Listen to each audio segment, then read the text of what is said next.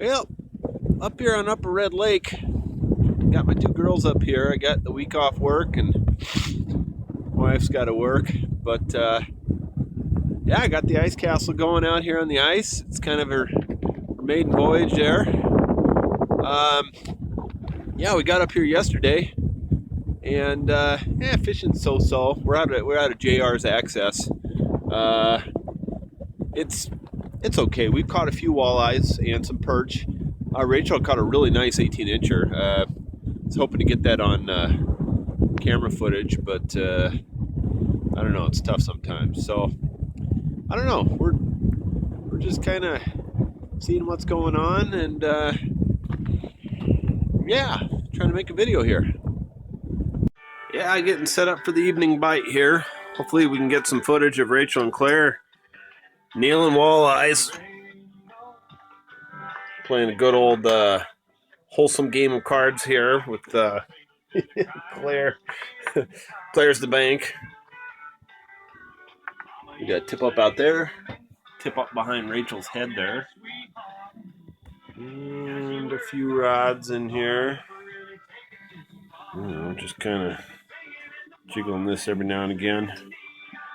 Kind of keeping an eye on things. I think the walleyes are going to roll in here pretty quick. What do you say, Rachel? She doesn't know. I know they are. Yeah, another prototypical. What do you think about that, Rachel? Red Lake walleye, probably about 15, 16 inches long. Fat. They're liking that orange. What do you think, honey? And he's tangled in my line. See? Typical. Yep, frying up some walleyes. Kids are demanding it. They're up there screaming, walleye, walleye, I want to eat walleye. I have to clean up a few more here in a little bit. A little bit of a flurry at sundown, but that has to be expected. Yummy. Well, we're getting ready to pack up and go home here. It was a pretty good trip. I just want to take a few minutes and kind of share what we were doing, what seemed to work for us, what maybe didn't work so great. You know, let me just say this. I am in no means claiming to be a Red Lake expert. This is only my third time here. I really think a guy could spend probably his whole life exploring this lake. There's a lot going on out here.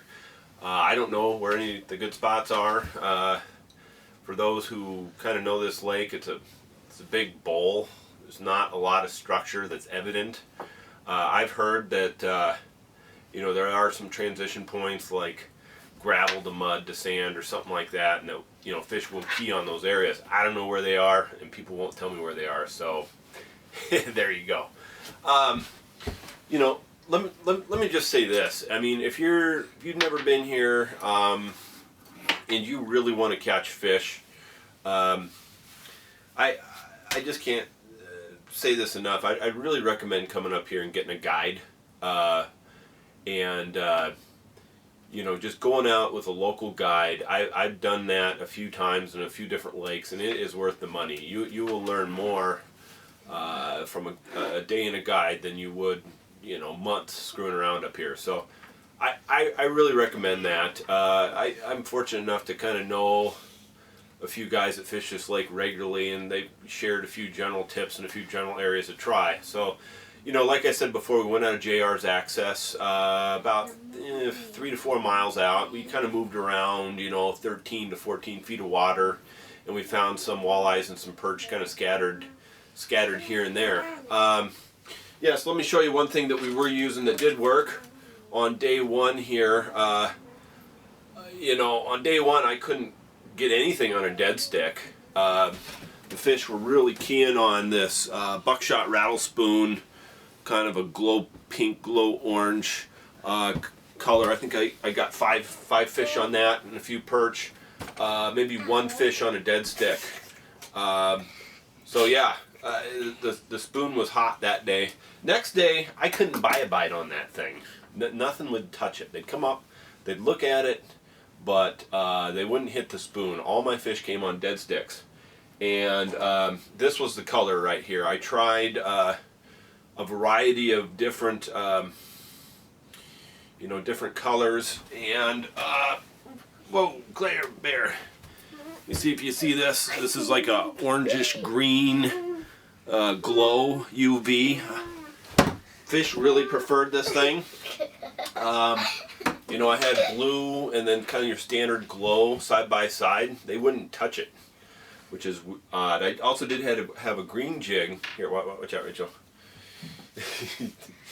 I also had a green jig. I think I got a couple fish on that. So, yeah, I don't know. Right now, this seems to be the key. I came up last year and I used the standard glow jig, and that seemed to work okay. So, I'll share another tip I was doing here.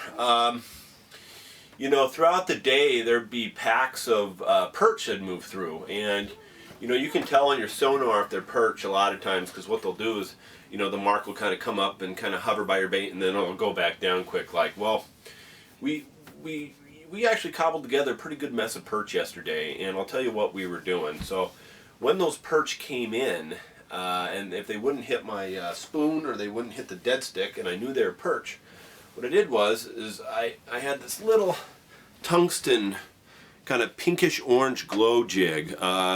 And full disclaimer, I do sell these on my website, newtsfishing.com. But it's a 5mm jig, and I would drop it down when those perch were in here. I'd have it tipped with either a really small minnow or some maggots. And what I found was those perch would hit this thing, whereas they wouldn't hit the big spoon or even the bigger dead stick. So cobbled together a pretty good mess. About a dozen borderline jumbo perch yesterday to kind of add to our stock. So yeah, pretty good. We probably caught 15 walleyes or so. We had a good fish fry. We're bringing back our limit of 9, 3 each. We got our 3 over 17, 2, a person, etc. 15 perch on top of that, so not bad. The fishing wasn't hot. It was just kind of slow and steady, with the peak time being in the 3 to 5 o'clock period. I did kind of force myself to stay up late last night and really try the night bite. And I did get one at midnight, and then that was it. Didn't get any this morning. A big front came through. Wind's just howling out of the north. So it's good to be going here. I haven't had even a bite this morning yet. So we're packed up, ready to go. Oh yeah.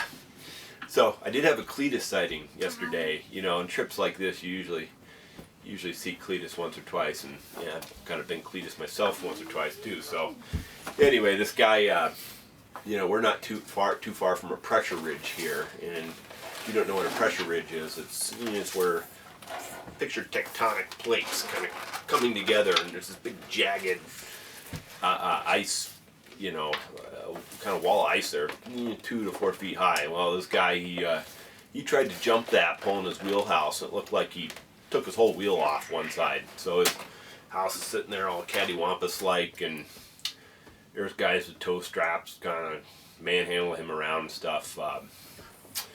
Yeah, it looked like a bad situation. You see a pressure ridge, don't try to jump that with your fish house. You're looking for a disaster there. Anyway, yeah, we're about ready to pack up, and yeah, so it was a good trip all around. My wife's been calling me, reminding me of all the stuff I'm not getting done at home right now, but I'm bringing her a nice big bag of northern Minnesota walleye, so hopefully that takes the bite out of that a little bit when I get back. But anyway, see you next time. Ice road trucking. I've lost JR's road, so I'm following these 1-tons. They're probably making a beer run. Hopefully they take me off the lake.